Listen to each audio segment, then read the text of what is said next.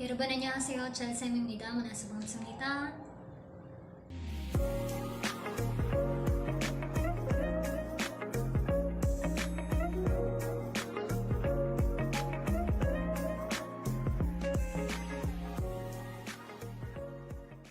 Welcome back to 50 Lessons with Jem. Okay, so meron akong atraso sa inyo guys. So, I promised before nung lesson 14 na magkakaroon tayo ng part 2 for the conjunctions, which are yung kurochiman, kuronde, hachiman, pero hindi ko siya na-upload agad. So, here it is. Ito na siya ngayon. Okay, so before we dive into our lesson, syempre hindi mawawala ang ating sharara!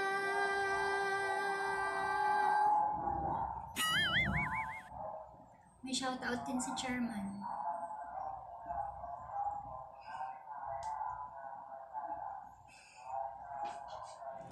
Ayan, so si Chairman lagi na lang nakikiduwet sa akin. Uwi na lang nag-vlog. Ayan. And shout out to Samuel Campol. Watching. Okay. So ngayon, ito na talaga. Puntahan na natin yung lesson today. How to say but, however, may mga ganong ganong mga conjunction. So, paano natin siya sasabihin? So, let us start. Shoutout din pala sa aking pimples. Pinagpuyatan ko yan. Ayan. And, here's our first conjunction to say but or however. Okay, first word is 그런데. 그런데. So, by the way, 그런데, siguro pag informal sa mga K-drama, mas madalas mo naririnig yung shortcut version niya, yung contracted version niya, which is 근데. 근데. So, si 근데, nanggaling siya sa 그런데. 그런데. By the way, 그런데 means but, however, pwede din siyang mag-mean ng and. Okay, even though ang end, di ba meron tayong other word for end, which is hago, wagwa, rang-irang, and kurigo. But, pwede rin maging NC, 그런데. And then, pwede din siyang maging, it could mean in addition to the given information for the first information na naibigay. So, tingnan natin kung paano siya ginagamit para mas malaman natin through our sample sentences. Okay, number 1. Our first sentence is 여행하고 싶어요. 여행하고 싶어요. So, 여행하다, to travel. So, 여행하고 싶어요. 그런데 아주 바빠요. 아주 바빠요. I want to travel. I want to travel, but I am very busy. Wala yung very. I am very busy. Okay. So, I want to travel, but I am very busy. So, si 그런데 here, it contrast yung information number 1, which is yung I want to travel, and then diba yung kabaliktaran niya or contradiction to the first sentence is 아주 바빠요. 그런데 아주 바빠요. I want to travel, but I am very busy. Diba? And ngayon, kahit hindi ka man busy ngayon, diba? 여행은 안 돼요. Hindi ka rin pwedeng mag-travel. Why? 여행하고 싶은데 na-shortcut siya. 여행하고 싶어요. 그런데 코로나 바이러스 때문에 여행은 너무 위험해요. It is dangerous to travel ngayon dahil sa coronavirus. Okay. So I want to travel, but. So here, ang tinake na meaning ni kuronde is but. So, paano naman siya pwedeng maging and or in addition to or however ba in a sentence? Sentence number 2, 비가 와요. 비가 와요. Okay? So, to express that the raining, yung raining is nangyayari ngayon, pwede mo rin siyang gawing biga ugo isoyo. Okay, so magkakaroon tayo ng lesson regarding that. But for now, let's use biga wayo. So, simple present tense. 비가 와요. 그런데 우산을 안 가져왔어요. 우산을 안 가져왔어요. It is raining, but I didn't bring an umbrella. It is raining, but I didn't bring an umbrella. Umuulan ngayon, pero hindi ako nagdala ng payong. Diba? Pero in other sense, pwede rin siyang maging 비가 와요. 그런데 우산을 안 가져왔어요. So, pwede niyang i-adapt yung meaning na it is raining and I didn't bring an umbrella. Di ba may mga instances na does it make sense? Di ba na minsan instead of using but, we also use and. Di ba? Like for example, ito nga, umuulan ngayon at wala akong dalang payong. Di ba? So parang you give background information and then what happened next. In addition to that information, wala akong payong. Diba? So, first information is umuulan ngayon. Second information, wala akong dalang payong. So, here, doon naging end si kuronde. Kuronde.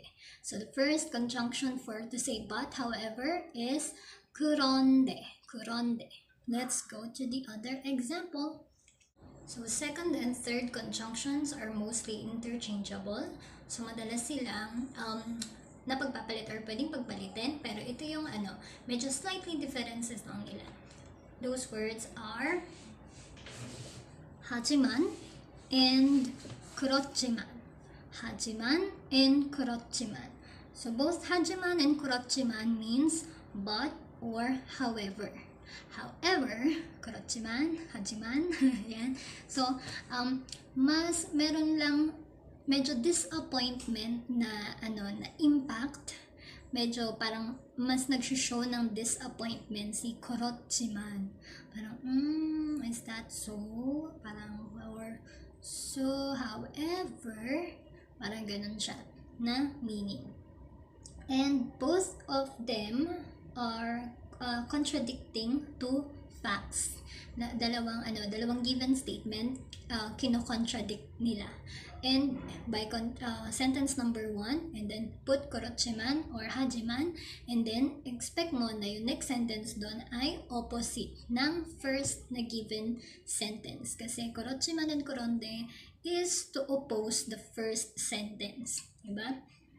For example, meron na naman tayong makapagbagdamdaming example dito. So, first is 저는 그 사람을 좋아해요. 저는 그 사람을 좋아해요. 하지만 그렇지만 저를 안 좋아해요. 네, 저는 그 사람을 좋아해요. 하지만 그렇지만 저를 안 좋아해요. I like him but he doesn't like me. Okay, so we obviously see na contradicting yung dalawang sentences, right? So by the way, saan ba nanggaling si 하지만 and 그렇지만? Okay.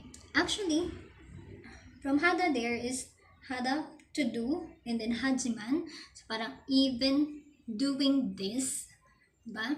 And then korot there is from korotta, which means to be so, ba? Kureyo, kurogunyo, so then siya nang galing. Then we attach jiman, that is to be so. So actually here dito papasok yung grammar na verb stem plus jiman. Verb stem plus jiman. So, ibig sabihin, hindi mo lang sa jiman makikita si jiman, hindi lang din sa korotta mo pwedeng i-attach si jiman, pero some other verbs din, pwede mo siyang i-attach using the jiman grammar point. So, tingnan natin. Here's the example of verb stem plus 지만. Verb stem plus 지만. Number 1. 저는 야채를 먹지만 못 먹지만. So I can't eat vegetables.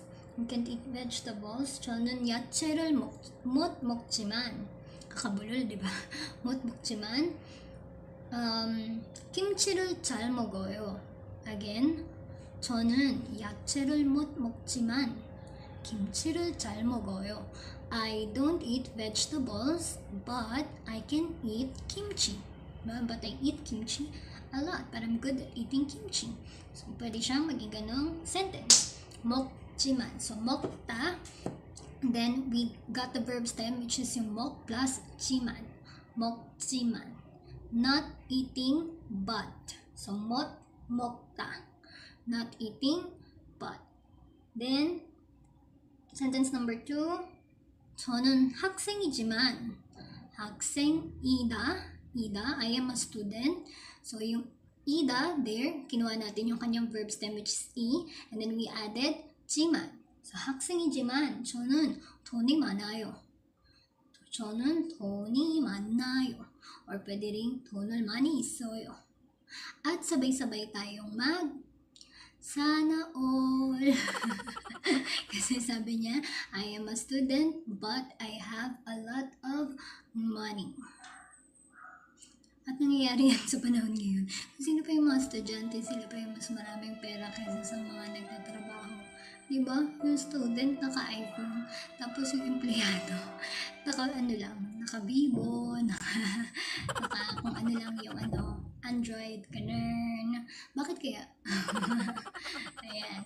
So, this is how you use verb stem plus 지만 to contradict the sentences. So that's all for today's lesson. Once again, this is Cello Sam, and I hope that this lesson has been helpful sa iyo. And if this was helpful, kindly click subscribe below. And tune in every Monday and Thursday for our lesson. Sorry pala guys, ang dami ko na atraso sa inyo. So medyo laging nalilate or delay yung mga uploads ko. So medyo busy lang sa live ate nyo. So, that's all for today. Annyeong gaseyo. Bye-bye.